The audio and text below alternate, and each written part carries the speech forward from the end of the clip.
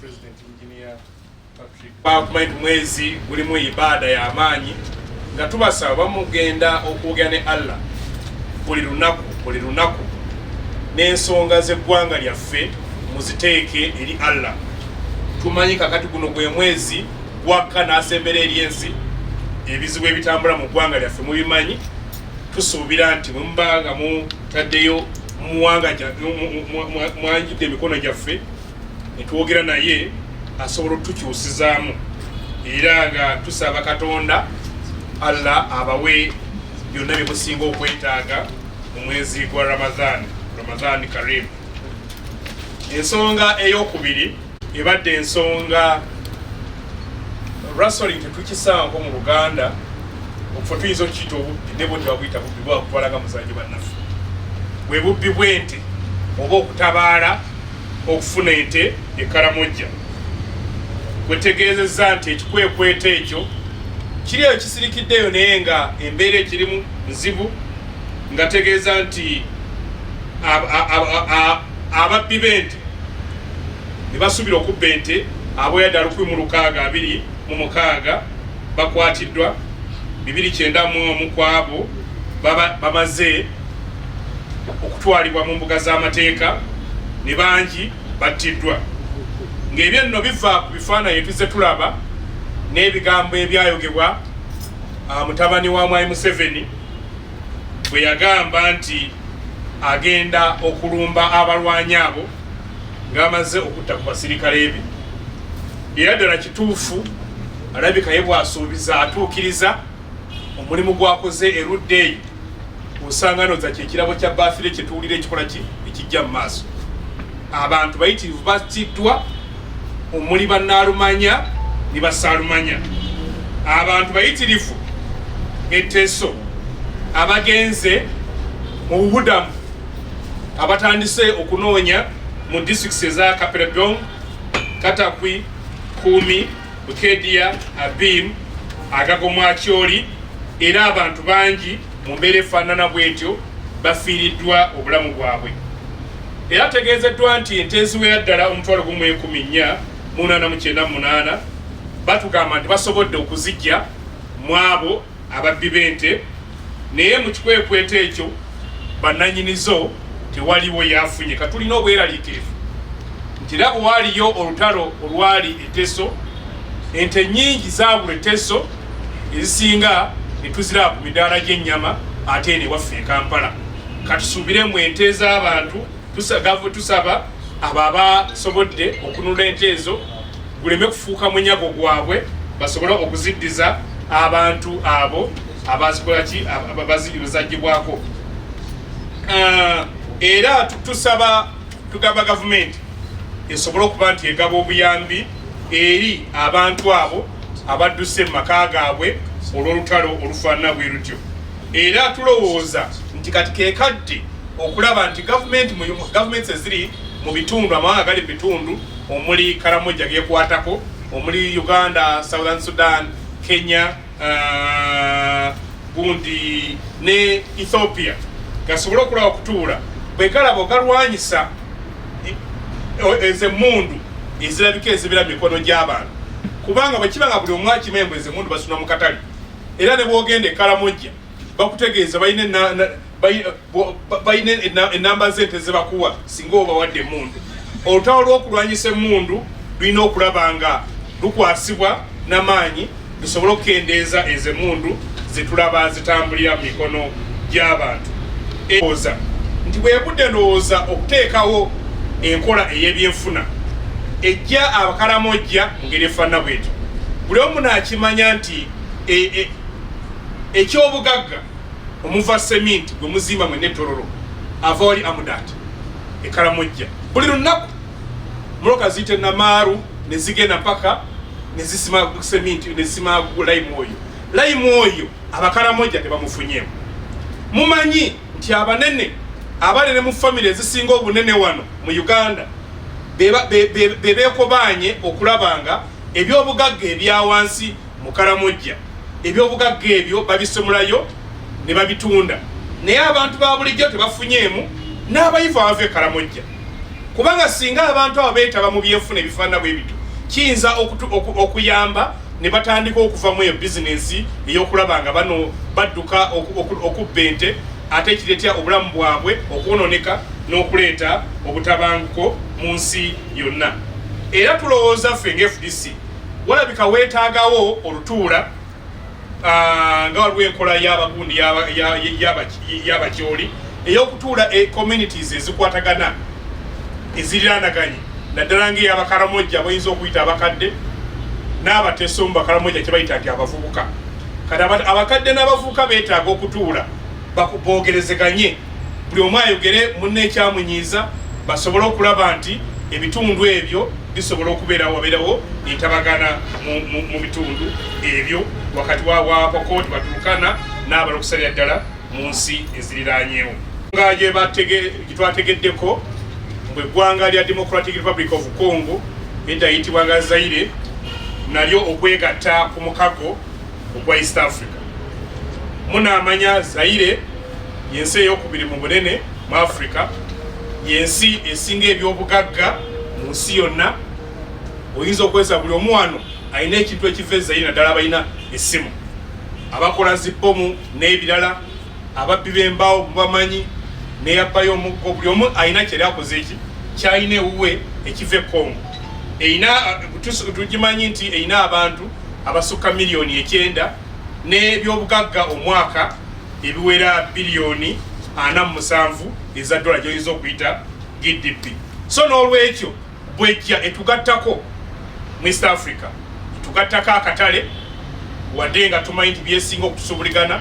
naffe si byebintu abantu byetusinga okulya wano, seminti, bitayimbwa, muceere n'ebintu ebifaanaganako bwe bityo. Nti olwaleero ejja mu kaseera nga tugejja tufuuka ensi 7 mu East Africa. Bwe tufuuka ensi 7 mu East Africa walirowoozezza naye nga okusomoozebwa okuliwo kunene. Olwayo mwina ensi 7 ne babadde bayingira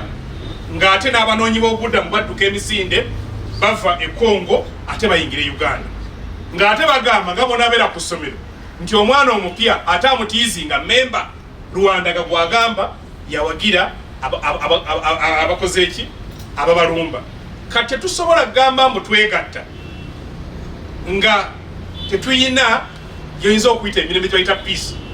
mu kitundu, kubanga ekitwegassa kwe kulaba nti wabeerawo emirembe bannansi bafunemu. Tuyina community olwaleero gy'olaba nti kati tubadde nga tukubagana ne Rwanda, okusobagana okubaddewo emyaka 3 nga borders gali, nga olukiiko lwa East Africa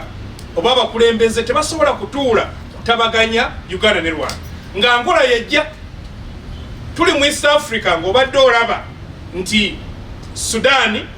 Southern Sudan etugomya abasuubuzi banna Uganda, ng'ogende Tanzania bagoya obugagga byaffe ne bannansi babagoba. Mubadde muwulira Kenya ng'egoba ebyamaguzi byaffe naddala ebyobulimi, naye nga bw'osanga ensonga ezo tewaliwo na kooti gy'oziroopa. Era owulya mukyala Kadaaga n'Ameria Kyambadde nozadde nga mu trade nga be bagenda e Kenya okwogerezeganya. Owidde mutabani wa Museveni nga yakirira e Rwanda. Kati bwe muba temuyina nkola esobola kutabaganya nsi eziri mu mukago, omukago guno tuyinza okulwawo okugufunamu. Kyova olaba olwaleero bwe DRC bwe tugattako tuba tuwezezza ebyobugagga buli mwaka ebiwera yoyinza okuyita GDP ya biliyoni 243, naye nga ne population ya miliyoni 13. Naye kampuni emu gye bayita Toyota e Japan ejemu eyina abakozi emitwalo 13, ye omwaka ekola biliyoni 264. Kampuni egi kiba kitegeeza waliwo bye tutakola, era bwe tuba twegatta ekitwegassa kusalira magezi eby'abantu sekinnoomu.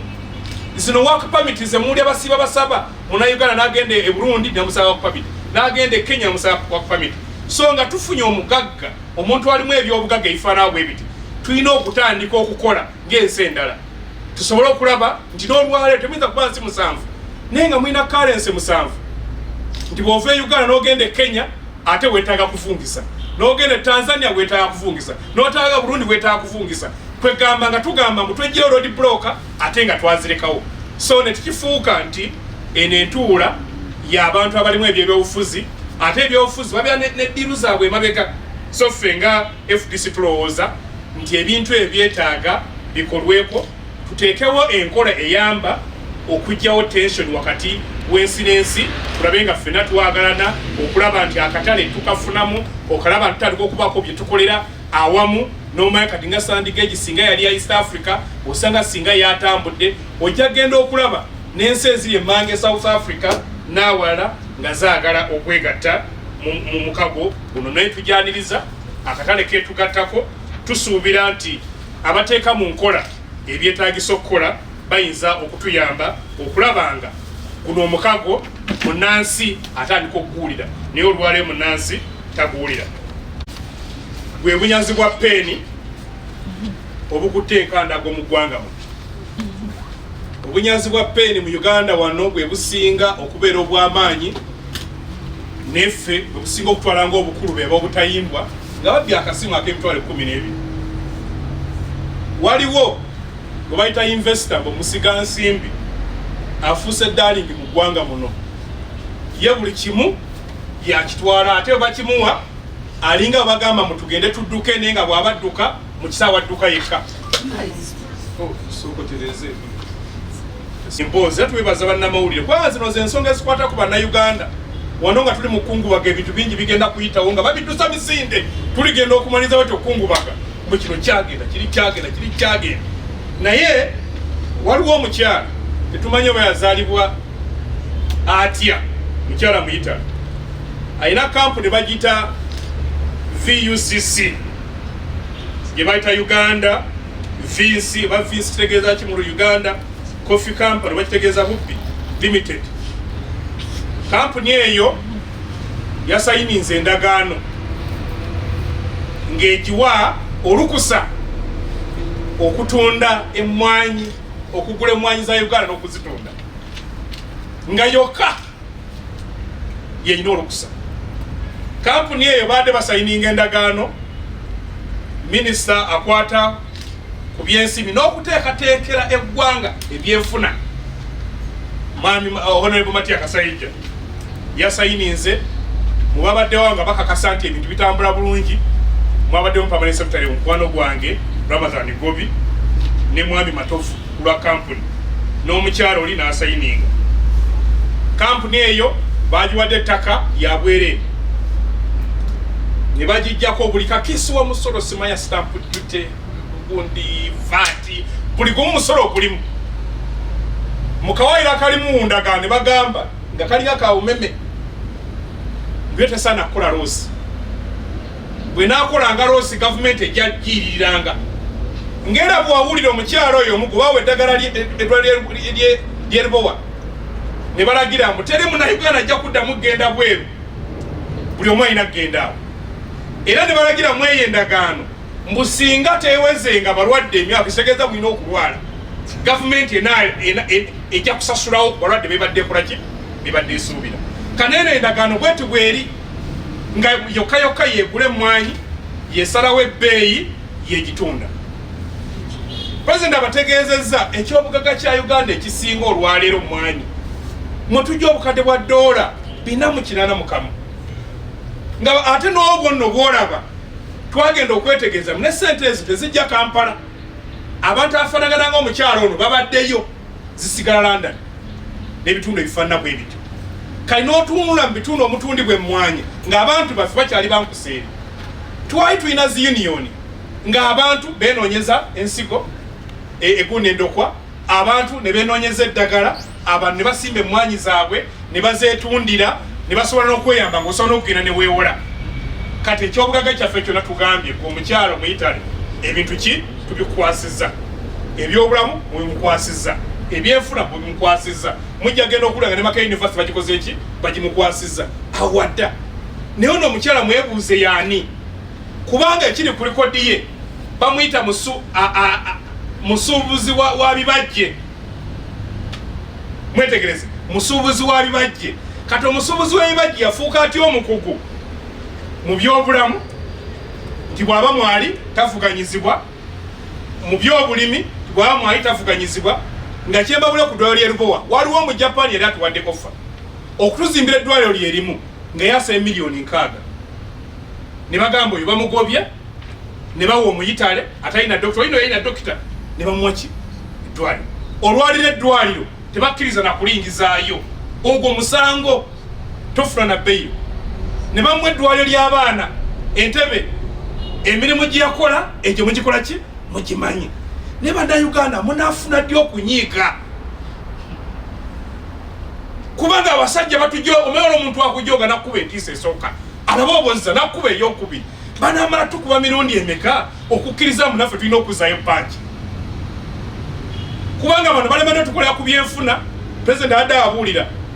Sri Lanka ebbeeyi y'ebintu byabwe yagize tebalinze babajerega musimanya mugende mwozese amapaapaali wano bwekeberano ku miliyoni sirabo paapali ne yabagafu ebisuseeko kabineti yakoze eki yayize kiba kitegeeza pulezidenti yaddako naye nga abantu bamaze kukola ki kusituka nemwe Banauganda ekibanyiiza ki bwabeera babalogamu tubule gyabalogera tugende tukole ki tubasaddaakira enjiibwa osanga munaasobola okukola ki okuddako so n'olwekyo nti omuntu afaanana bw'ati tugenda kuyita mu ttiimu yaffe ya palamenti ekulemberwa Honorable Ssemujju pulezidenti agenda kubalagira okulaffe negenda kuba nsonga nkulu tetugenda kukkiriza bantu kutunyaga kubanga abasoga bakyakaaba aba bateramu pamiti olw'eyo musoga ebikajjo bagaana kubyokya abakasoli bamusibasi bakuna bagandi kugenda kujjawo pamiti buli kimu kijjako pani lwateekawo pamiti ekifo ky'okubayamba okutereeza abantu ab'olubatu bakola ki bebafunamu so n'olwekyo ffe ng'FDC okusooka pulezidenti agambye nti nga tumaze okuziika Ladit Jacob Olanya ku Lwokutaano wiiki ejja oba olunaku pulezidenti lw'anaabasazeewo ajja kujja abategeeze pulaani namutayiika gye tugenda okulaba nga twaŋŋanga abantu abatufudde abasajja mmere